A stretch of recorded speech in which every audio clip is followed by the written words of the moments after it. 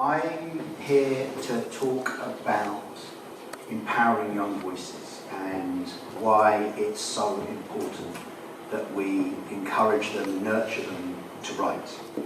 I wanted to do a little warm-up to help me more than anything else.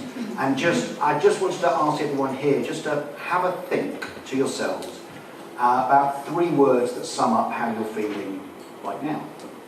So just take a second and think of 3 words. I'm not going to embarrass anyone by asking them to tell me what their 3 words. I'll embarrass myself by sharing my 3 words with you. So when I got first asked to do a TED talk, it put the absolute fear in me, and I don't know why I said yes. I think I said yes because the voice said challenge yourself. So my first word of how I'm feeling right now is scared. Now, as the day grew ever closer,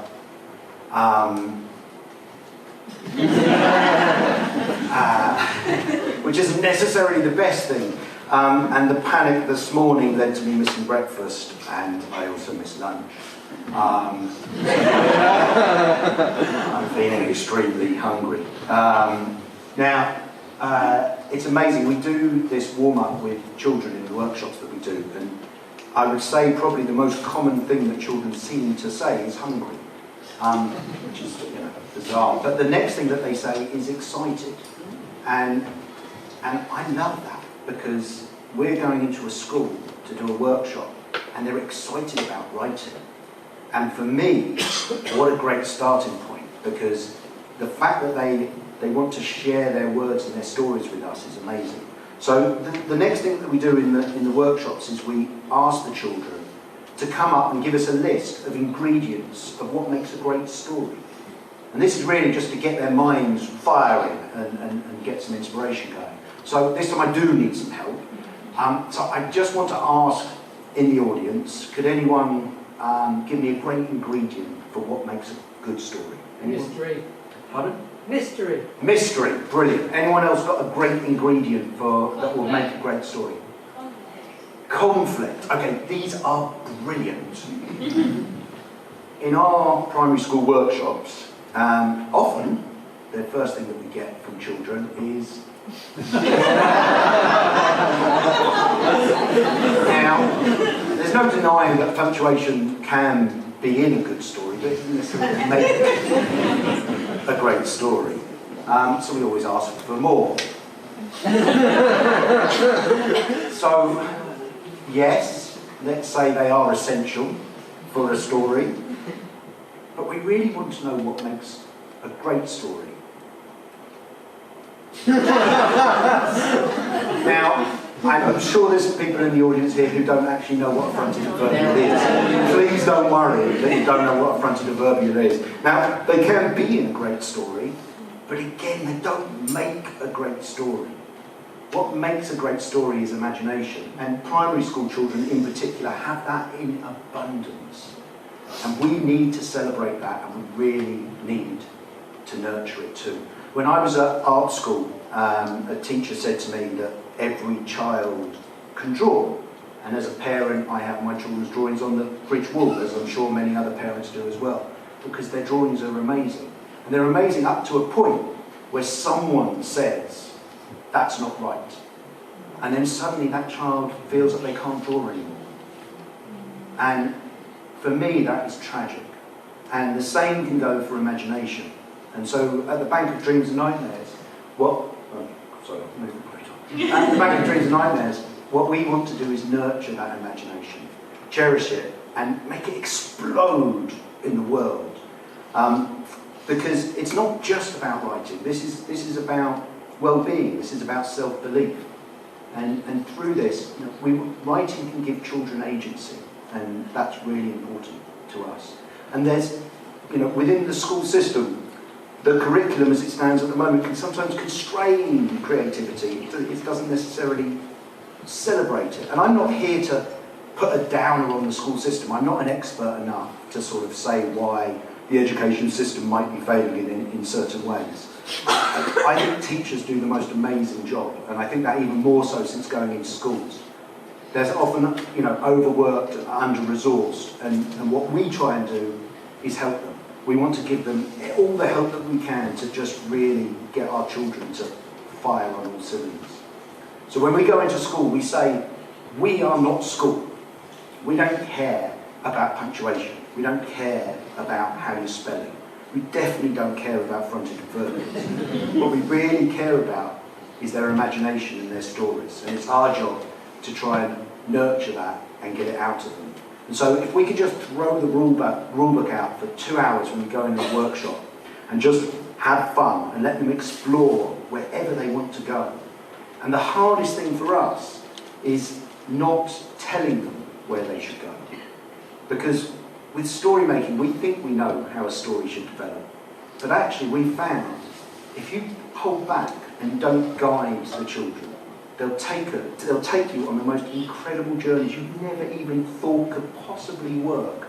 So I'm going to share with you just quickly, this is a story that we did in primary school. I'm just going to read you the beginning, just as a little departure. So this story is called Theo the Great. Many moons ago, there was an alien called Theo. He was a red alien, and he was covered in yellow spots. He had 8 eyes and slimy arms. Theo lived on Mars. He was a very stubborn alien. He wished he had a flying saucer. He wanted the flying saucer to fly to Earth. Theo climbed a tree and grabbed what he thought was a stick. But it was a python, and he fell.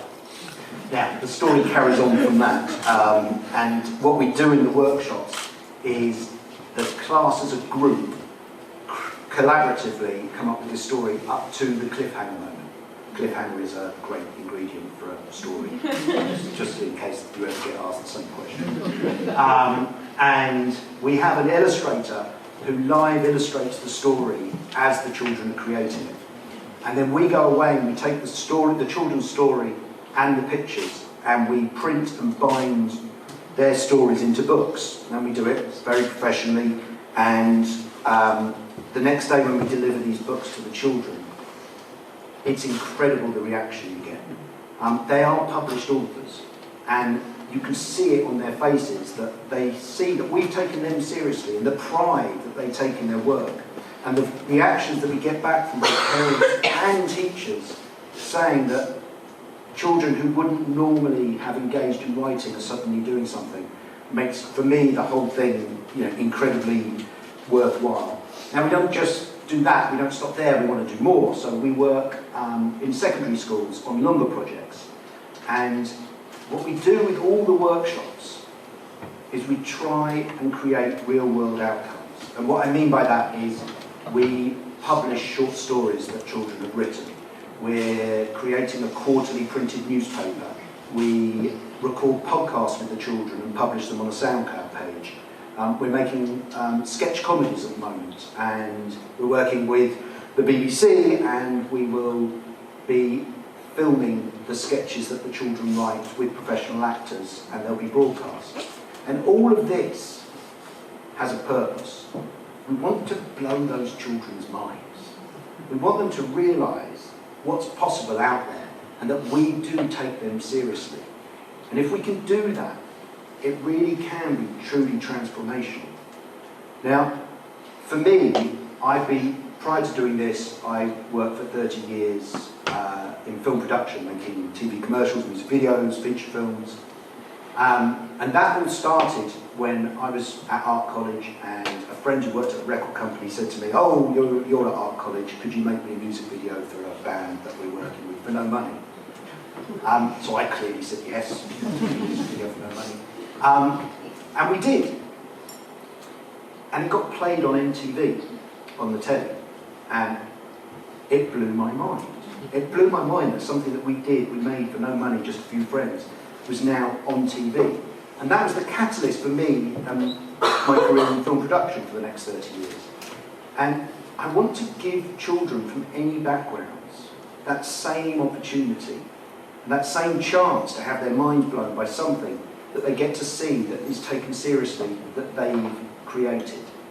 And it doesn't just have to happen once. I was in film production, and I was on a job in San Francisco, and I had a bit of time off, and I stumbled across a pirate supply store. Now, this really was a pirate supply store. It's a shop for pirates. It's where you go to buy your peg leg, your parrot food. They've even got a lovely area in there where there's a fish tank behind some curtains in a dark room. It's therapy for landlocked pirates. And I went to the counter to pay for my treasure map, and just had to ask them, I don't quite understand, what is this place? And they explained to me that at the back of the shop, behind a secret door, there's a creative writing centre for children. And again, for the next time, I was totally blown away. And I then spent the next 7 years trying to work out how I can set something up like this at home. Now, obviously, it's very hard to quit your job for such a long period of time. And I think it's only human nature to try and put it off however you can. So I did manage to come up with ways to put it off, and put it off, and put it off. And then the pandemic hit. And like many other parents, I found that I was homeschooling. I have 2 young boys. And I absolutely loved it, first lockdown, because I was forced to find stuff to do with the kids. And the schools no one was really prepared in the first lockdown. So at least we were left pretty much to our own devices. And we had a lot of fun. And the boys were really engaged. And then the second lockdown came around. And by this time, the system had caught up. So we were given work by the schools. And it was both a blessing and a curse. I suddenly didn't have to do it myself. But the problem was the curriculum-based material that we were getting was less inspiring. And my 2 boys were less engaged. So it ended up being harder work for me because they just didn't want to do it. And it wasn't just me, so for me it was a light bulb moment on just how important creative writing for children is and why we need to cherish it. And it wasn't just me who had this thing. This is a quote, I have to quickly just read this here, from the National Literature Trust in 2021. They say, listening to children's experience of writing during the first lockdown in spring 2020, it became clear that for many it had been a time of increased creativity, with children writing everything from songs and stories to scripts, and some even beginning their own novels. Another prominent theme in our research last summer was that having more time to write freely had increased children's enjoyment of writing. In August 2020, my mum sadly passed away due to dementia, and she left me a little bit of money as part of the inheritance, and I wanted to do something with it. I wanted to do something that would make her feel proud. So this was the point when I decided now's the time to quit my job and set up the charity, because I couldn't think of a better way to make my mum proud with what I was doing. So in January 2021, the Bank of Dreams and Nightmares was created. We've been running for about nearly 2 years, working with schools and out-of-school programs and holiday clubs. We have an amazing team of volunteers who we work with, who do one-to-one mentoring with the children in all our sessions. And we're a real bank, but we're a bank for stories. Our currency is stories, not money. And you know, when we finally get our home, which we will get soon, there'll be a secret door at the back of our bank. And if the children know where to go, they'll find the secret door. So we're currently trying to find, this is some of our after-school club outside, funnily enough, the bank in Bridport, which we've got our eyes on. It was actually the inspiration for the whole idea, because it's got vaults in there and they've been brilliant for putting stories in. So we are going to, at some point, try and buy the bank, but that's our whole other story for another time. But when we do, I've got big aspirations. I have dreams and nightmares for where this charity can go. But you know, we want to eventually, maybe we can become a bank that has children internationally depositing and withdrawing stories and sharing their stories with other children from around the world, because we can learn so much from the children, and it's really important. I'm really excited. Last week I was at a conference in London where there were 7 similar creative writing charities from around the UK and Ireland, all met to share ideas and methodologies, and it felt like a bit of a movement. It felt like in the room there was joy, firstly, the joy of trying to encourage and celebrate children's words, but also that maybe we can do something, maybe we can help add creativity a bit more to the curriculum, show that it is important. I mean, next year we're having a worldwide conference and there's 40 creative charities from around the world all meeting in Edinburgh. Again, to share ideas and to help and to try and do something that can make a change. So, obviously, I'm passionate about trying to... All of this was new to me, and I didn't even think that children would be that excited by writing. And I'm so pleased that I was incredibly wrong. And I'm just going to leave you quickly with it's a bit of a case study from one of our workshops. We had a year 4 pupil who's been mute throughout his entire school life. He's only spoken in front of one trusted member of staff. And after almost 2 years of careful interventions and relationship building in our first session, he chose to share an idea with one of our Story Mentor volunteers, which was then developed through consequent sessions. And the pupil's teacher noted, and I just quote, "This to me speaks volumes about how keen he was to share, how comfortable he was in the situation, and how engaged he was in the process. He is a pupil with incredibly high anxiety, particularly around speaking, and the fact that he chose to share of his own accord is really, truly incredible." Thank you.